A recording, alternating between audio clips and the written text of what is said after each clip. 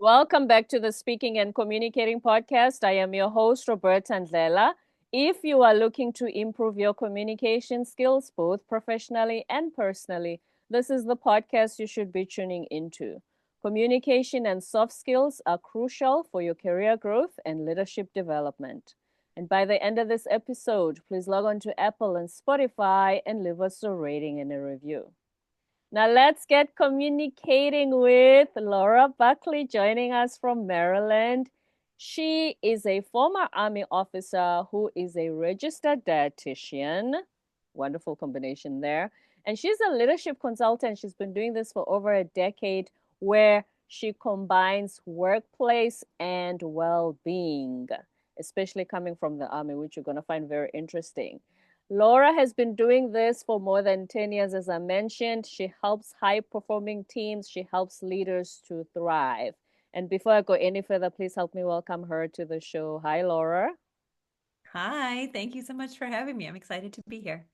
My pleasure. Welcome. We are excited that you've joined us as well. Please introduce yourself to our listeners. All right, everybody. I am Laura Buckley. As Roberta said, thank you for that intro. I am an Army officer and registered dietitian turned leadership consultant.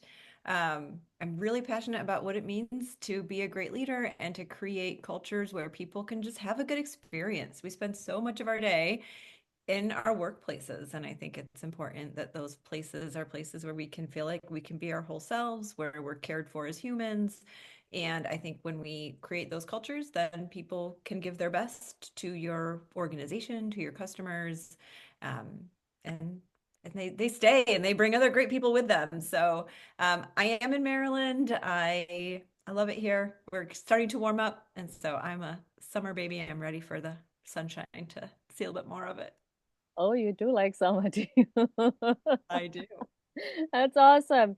Here's the thing. So, first of all, what made you decide that going to the army, or did you study dietetics first and then join the army, or the other way around? That's right. So as a dietitian, the fifth and final year of schooling is an internship. And so the Army had one that was very, very, it was competitive, it was highly thought of. And so I thought, why not? So I went for it. And so I joined the Army to finish up my schooling to do my internship as a dietitian. And then I stayed and practiced in the military for about 8 years. Hmm.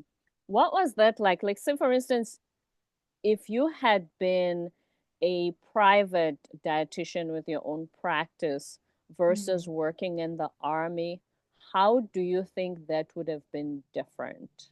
Oh, yeah. That's a great question. I think with the military, the biggest thing about it is that everybody's working toward the same mission. So when you're working with individuals, whether they're active duty, whether they're retired, whether they're veterans, whether they're family members, everybody's connected to a bigger purpose and a bigger mission. Um, so there's just a sense of community and camaraderie and connection right away inside of those environments. I think the other thing that was big is in the military, dietitians are really trained to support people with lots of different aspects of their well-being.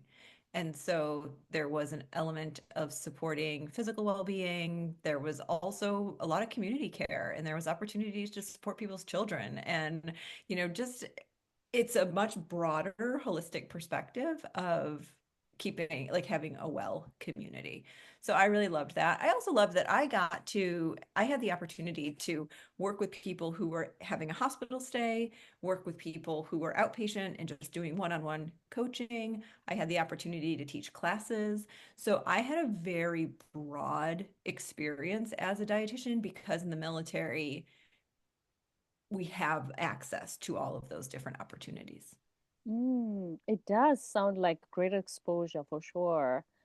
It's funny that you mentioned the word community. I know I drill it here every single episode because as a South African, I think one of the culture shocks that I've experienced is that it's a bit more individualistic, but people are looking for community. Whereas where I come from, you go on the street, you say hi. On the elevator, you make friends. It's just normal. Right. and we have this phrase, it takes a village, like you mentioned, childcare and everything. When you think of the fact that in America people are struggling with even affording paid childcare, you know, all of those things, it's funny that you associate them with the military, which I don't know if you've seen what Hollywood tells us about the military, at least. We have such a completely different perspective about it, not all these beautiful things you just mentioned. Yeah. Yeah, I mean, I think that's true. I think that when we see a movie, we focus on the warfighter, we think about, combat, and that, that's kind of what people want to see in the movies. But in order for people to be prepared for that, there has to be a sense of things taken care of behind the scenes, right? People need to be trained well. People need to be fit and have a higher sense of well-being. And, I think what you said is so important. And I think it's something that I think about, I talk about, I hope we can really build toward is this piece of community care and what it means to feel connected to the people around us because we don't see in the background, we have family readiness groups. We have groups that to help when a soldier is deployed to make sure their family is connected to the community and has resources and support that have help. It's when someone is injured or when someone's just ill because humans get sick whether they're civilian or military that there's a huge system behind them to provide care and support. So I think maybe it's not so exciting that it makes the big screens, but it's a really important aspect of why people can be successful in that part as well. Because we're just wired that way. We're social beings. We're not Hmm. islands, you know. We are not. And we do want to feel, like you said, part of a bigger purpose. And being part of a bigger purpose, you want to feel that, first of all, I'm not alone. And Hmm. there are other people working towards the same goal, the same purpose as I am. That, Hmm. I think, is really what connects people. Yeah, I think so too. And I think it's why I still find most of my work is either in the government, in healthcare, or in nonprofit, which I think are places where we do see a bigger sense of community and connection to a mission and a purpose. hmm So, how did you decide you are now going to focus on being a leadership consultant? Yeah, so when my one of my assignments in the Army was to train Army cooks. So I stepped out of healthcare for a couple of years and I spent my time training Army cooks and other food service professionals. And I just loved it. I loved the training element. I loved being in a schoolhouse. I loved, just everything about sort of that behind the scenes piece of some of like how we fuel and how we nourish our soldiers. And so I ended up studying adult education because I was like, all right, I want to do more of this. Like, I want to create a career where I can be more in the training space. And then from there, my master's degree just focused on leadership studies and bringing adult education into the leadership world. And so after I finished my degree, I started looking for opportunities to really stay in that leadership training space. Hmm. When it comes to facilitation, what makes a good or effective facilitator versus one who just dishes out the material, goes home and say, I hope you all got it? Yeah. So there are a couple of things I'm hearing, so you'll have to let me know. So I think about facilitation and training as kind of two separate things. And Oh, so okay. when I think about facilitation, because that's one of my main things, is facilitating other people's meetings and making sure that every meeting has a purpose, has a goal, has conversations built to actually serve the purpose. So that we're not meeting just because we always meet on Monday at 10, but because we're being really intentional about how we use our time, how we engage everybody who's there, how we make sure it's meaningful to the participants and we have outcomes. So there's facilitation in that way. And then my trainings are also something that I consider facilitated spaces, but they're around a certain topic. Right. And so when I think about leadership training, my number one thought is how do I create a sense of connection to each other and to the content? Because I really feel like if you could have read it in a book or an article, Mm. you don't really need me, right? But leadership training is most successful when the facilitator can make sure people are engaging with each other, people have opportunities to try out the material, to actually put it into practice instead of just hearing about it in theory, right? Or hearing other people's stories. It takes a whole new shape when you have to practice it yourself, right? So, a good facilitator in those ways make sure the session's designed to have conversation to, I always think like one of the best things that comes out of the leadership trainings that I do is that colleagues get to know each other better, that colleagues get a better Yes. sense of safety with each other.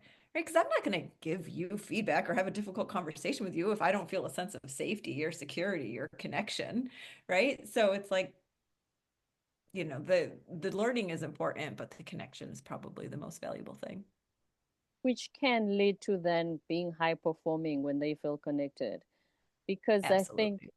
yes, I think that the current corporate space, at least from what we see, is the competition.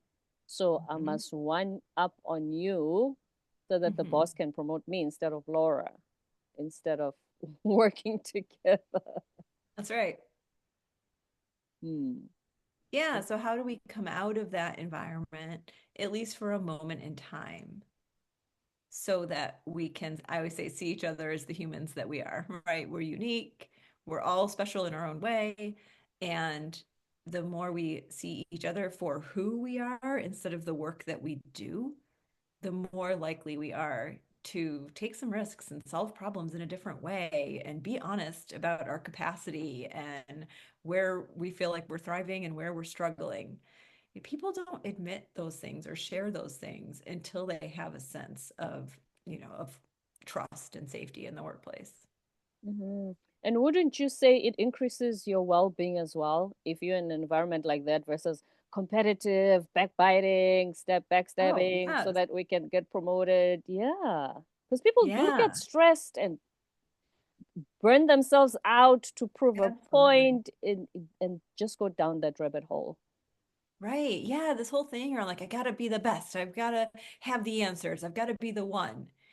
It's like I really take a step back from that because I think we often focus on, finances and customer satisfaction, right? Like those are kind of like I call them like the tip of the organizational iceberg is we want to know how the bottom line's performing and we want to know how well our customers are satisfied with their experience. Hmm. But beneath the surface and what truly creates those outcomes is what's happening inside of your organization, right? What is your organizational culture? How are your employees feeling? How are they, like, how committed are they to your organization? Because if somebody feels well in their workplace, if someone feels supported, if someone feels connected and engaged, they're going to give so much more to your customer Right. because they are because they feel a sense of responsibility for the organization's success, not just their individual success.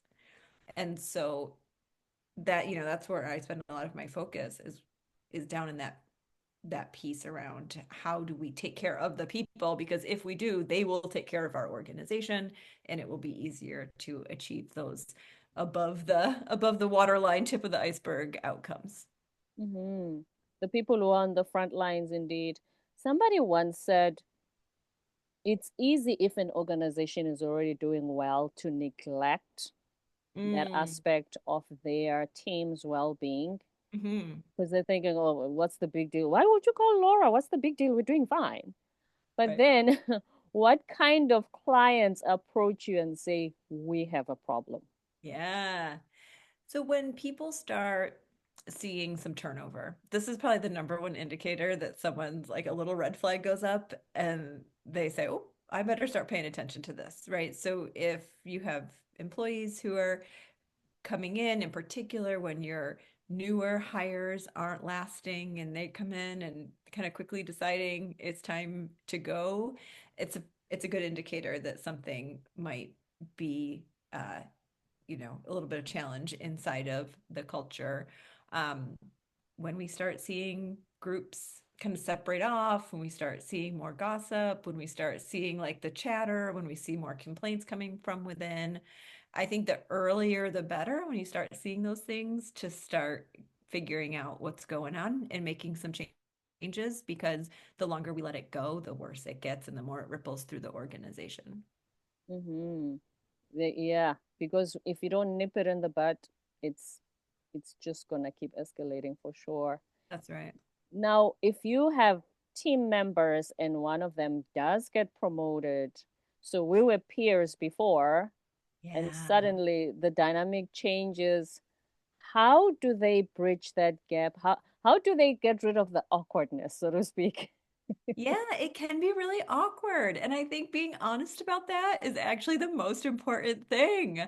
It's like you don't have to step into that new role and pretend like you're a different person now, right? Just or that it's a totally different relationship. So, number one thing is what does honest communication in that transition look like?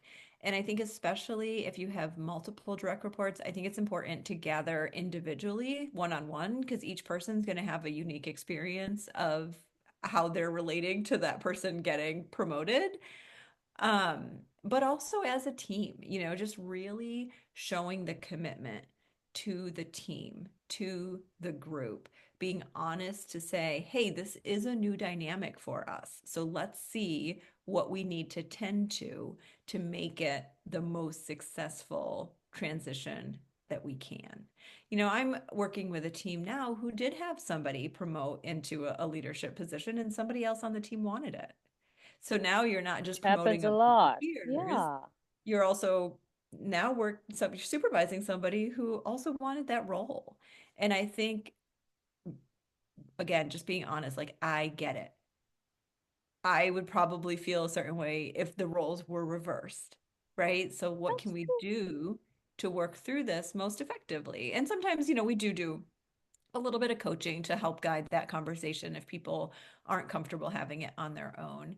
And I think that's important too, is to get that support because we often get promoted because of our technical skills, because of our experience, because of the work that we've done in the past.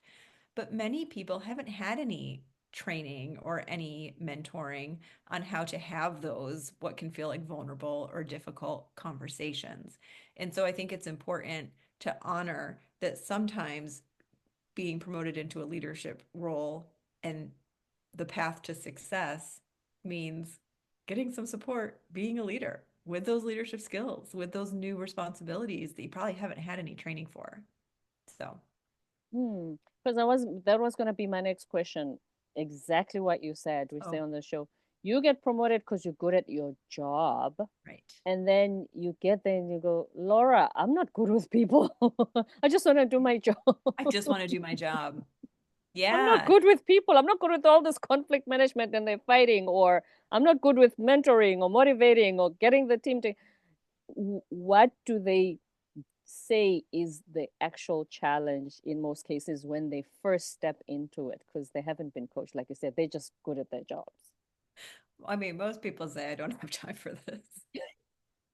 That's a very honest answer. I mean, honestly, I've worked with a handful of leaders recently who just kind of promoted into higher levels of leadership responsibility. And, I've heard each one of them say, the job's not that different. The tasks are fine. What's taking up so much of my time is how much I have to support or train or engage with my team. One person said, I've got 12 new direct reports and they're all different, and I have to get to know every single one of them in order to lead them Let's go in well. a And it's team a building lot. getaway. Yeah. I mean, that's no joke, right? And I think because I think that's another piece with leadership that's so important is when you promote into higher levels of leadership, then a greater percentage of your time needs to be focused on your team versus your tasks. And so it's important, like delegation becomes really important. You've got to be able to take some things off your plate so you actually have time for the people side of the work. Um, we need to honor and acknowledge that people need that time and to not let it get booked over. It's got to be prioritized. I see leaders who kind of kick that one-on-one conversation down the road because they're like, oh, I had something else come up. Can we reschedule? I think it's got to be just the most protected time because it's that investment of time that empowers your team to need less of you overall. So I think a Yeah. lot about that. I can see the struggle with delegation, and here's why. Like I said, they were good at their job. That's why they are here. That's right. If I hand it over to Laura, can I really trust she will do it as good as I would? I know. It's huge. It's a huge Because it's challenge. a reflection of me if my 12 direct reports don't do as well. Can I you know. see the anxiety that they might be having there? I 100% can. I know it kind of comes back to these pieces that feel vulnerable, right? Because it's not just about handing it off. It's about how do we follow up? How do we delegate well so that people can be successful? I was working with one CEO who's just said to me, she said, how do I care less about them doing it the way I did it and trust that they'll do it well in their own way, Oh, please say that right? again. And what a beautiful question. How can I let go of needing them to do it my way and let them do it their way and trust that the outcome can be just as good? I love that. Yeah, it was a beautiful reflection. And I think that level of self-awareness of saying, "Oh, I've got my hands in this because I know how to do it right. So, let me just stay on top of it so it can get done that way." When the truth is, oftentimes when we delegate to somebody else who has a similar or ideally a higher skill set as a leader, I don't want everyone to be less experienced than me. I want people around me who can do their job better than me, right? Like Yeah, like that's Richard Branson leadership. said, I have people who are smarter than me. Yes, exactly, right? So how do we then trust that maybe their way is actually better? So, I mean, but that's again, that's the vulnerable piece. And I think I just had another CEO say to me, a lot of this leadership stuff doesn't have any tangible outcomes. And I was like, yeah, like we're not really checking any boxes here, right? Like everybody Not else gets to check the KPIs. box. And he loves to check the box. He loves to have a Mhm. task. He loves to do it well and get that satisfaction of it being done. And again, the more strategic we are in our leadership, the less of that like tangible check the box outcome we get, and the more we're, coaching and holding our teams to accountable. Some people don't love the word accountable. I like it, but holding our teams accountable for getting for doing that work. So Mm. does that make sense? Did I? Yeah, you certainly do. And I'm interested. If that person is like that before the leadership role, what were they like as a team member? Well, oftentimes they're great as team members because as a team, we all need to work together to get stuff done. Hmm. Right. So as long as I'm taking responsibility for what's mine and you're taking responsibility for yours, and as a team, we're getting all of our work done, Hmm. it's great. But then just thinking about the person who was more guiding the work, planning the work, checking in with people to make sure the work is getting done, but not necessarily doing the tasks themselves. Right. The Right. Because the delegation. the higher we get in leadership, the fewer tasks are on our plate and the more our responsibility is in the strategic thinking and leadership side of things. Absolutely. You talk about curious leadership. What does that mean? Yeah. Curious leadership means being really open to hearing from the people around you, from trusting other people's expertise, trusting that we don't have to have all the answers. So I think sometimes in order to feel like we deserve our leadership role, we feel a certain level of pressure to have the answers, to be able to direct the work, to be able to give advice and guidance when somebody comes to us. But I truly believe as leaders, we stand to make a bigger impact if we ask people more questions, if we get really curious before we try to solve problems, if we coach instead of advise. I think when we lean into our capacity to just ask questions and explore, we get better outcomes. And it also takes a lot of pressure off because now we Right. don't have to have all the answers. We can just have a commitment to asking good questions. Asking good questions. You said coach instead of advise. What's the difference?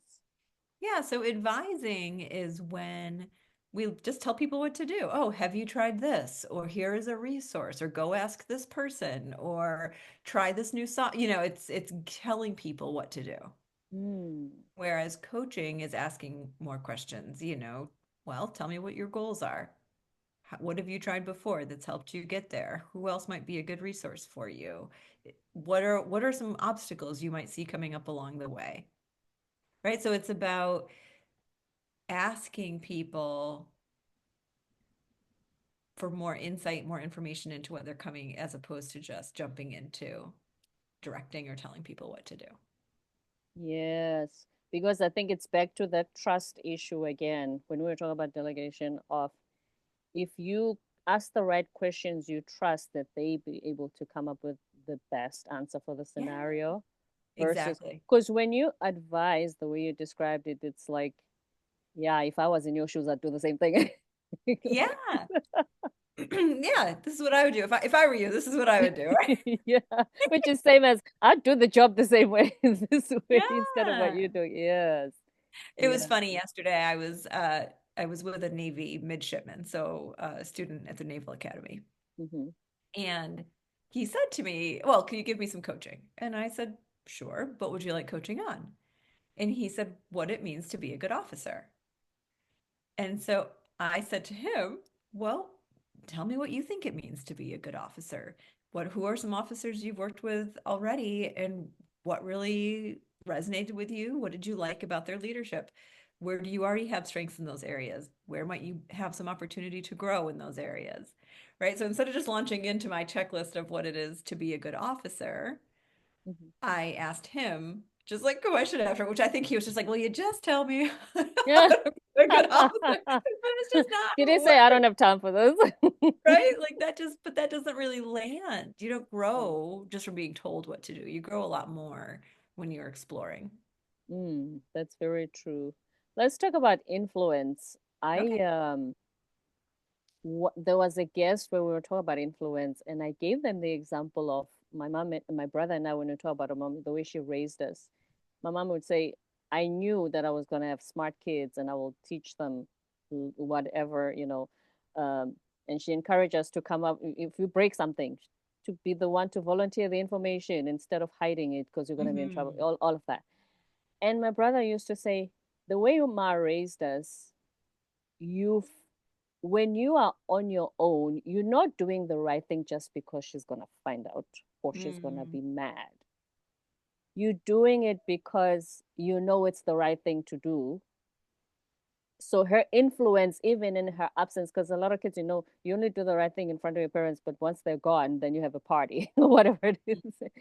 So what is influence in terms of being a leader? How do you influence your team so that they do the right thing even in your absence?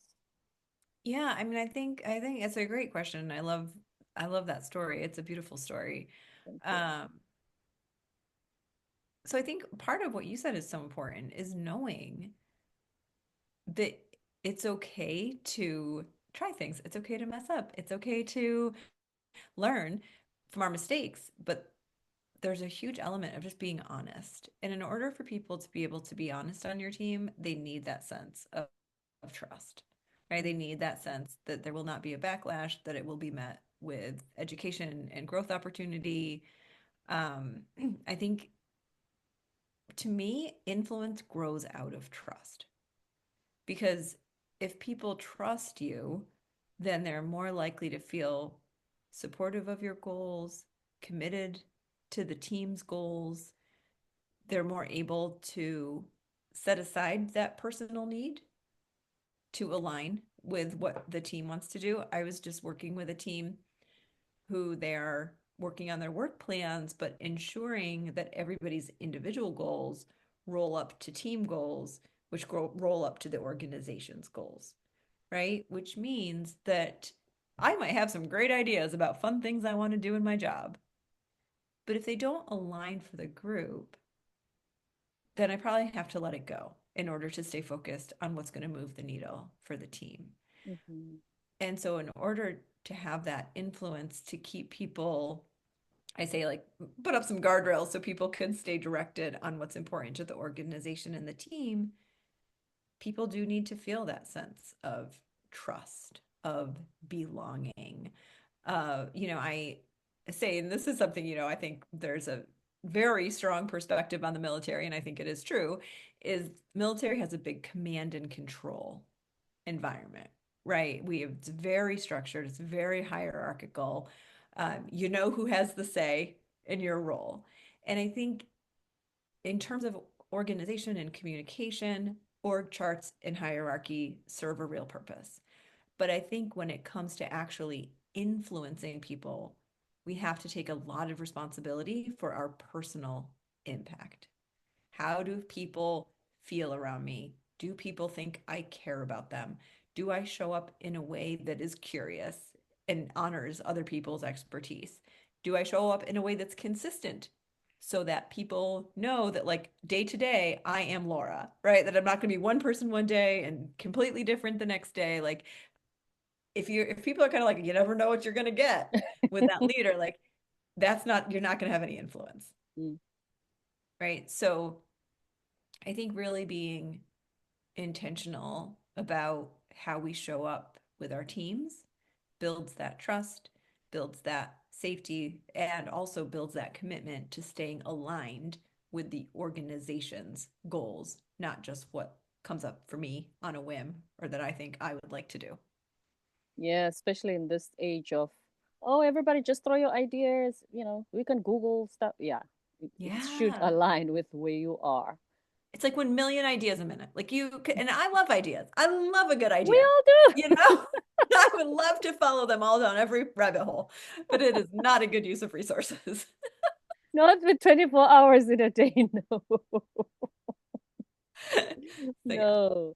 Yeah, because as I say, yeah, influence is more people having that trust in you and being committed despite your absence or presence, or yeah, feeling that, or even being committed without thinking, oh, if I do this, this is what I'm going to get in return.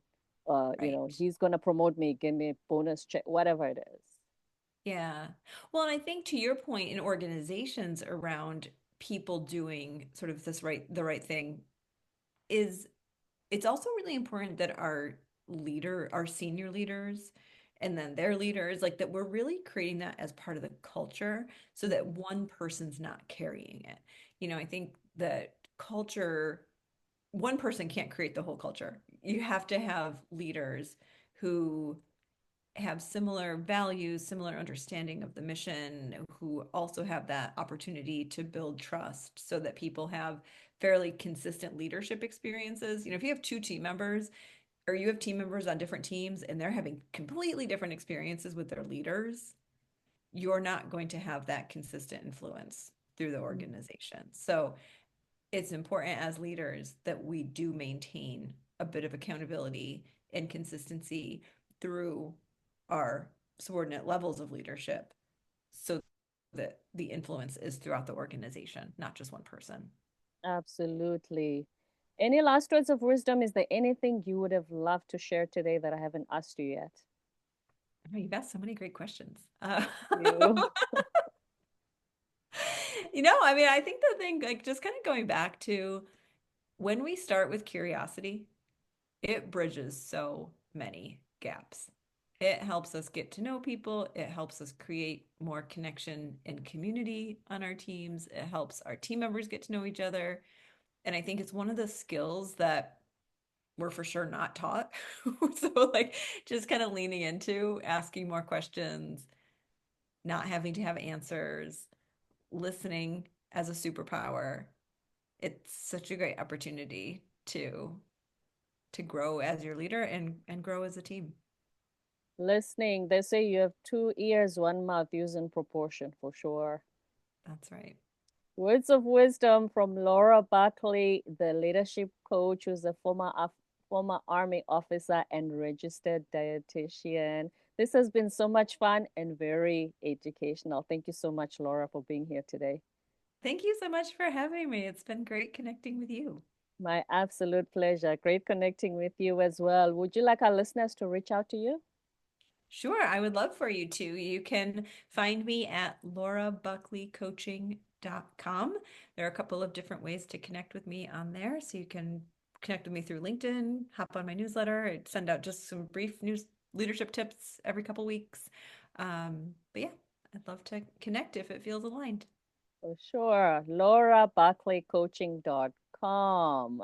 Don't forget to subscribe, leave a rating and a review on Apple and Spotify, and stay tuned for more episodes to come.